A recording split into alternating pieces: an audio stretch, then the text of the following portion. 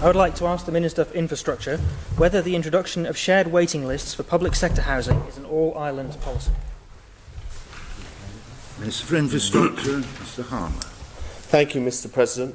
Policy Area 15 of the Housing Review Recommendation Report states that the Department assess and review criteria for eligibility and allocation for public sector housing to be more efficiently targeted to target those in housing need, to include shared waiting lists, application process, shared eligibility requirement criteria and access priorities.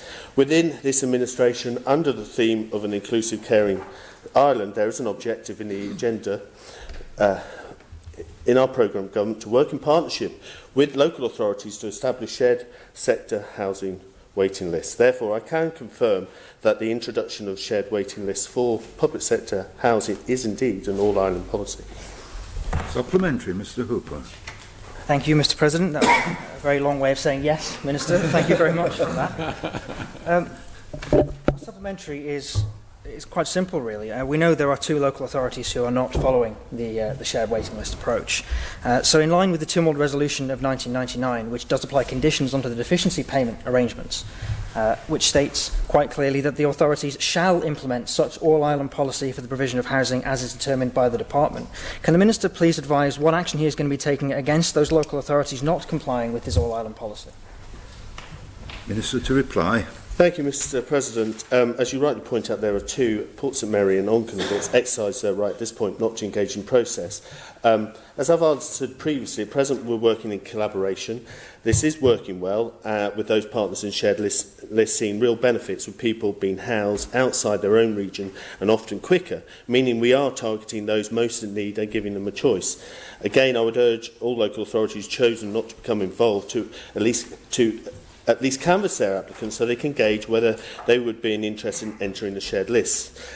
In the meantime, regional partners are now working together to develop standard processes in effort to further increase consistency and improve efficiency. Now, in the wider context, this would be one of the measures as we become more of a regulator.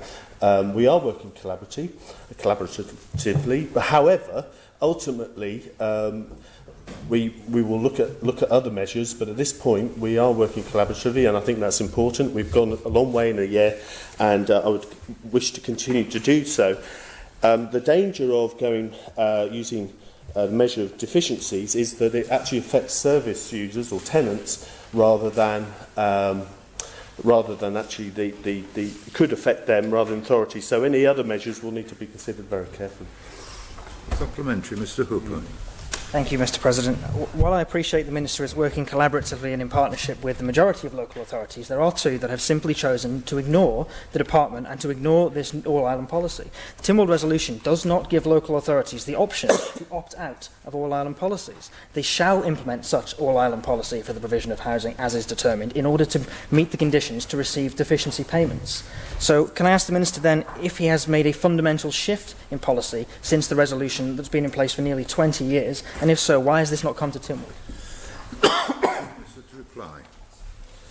Thank you, Mr President. We are still in, I would say, a relatively early stage. We have had incredible progress over the last year with the Southern waiting list, and one of them is still in a trial.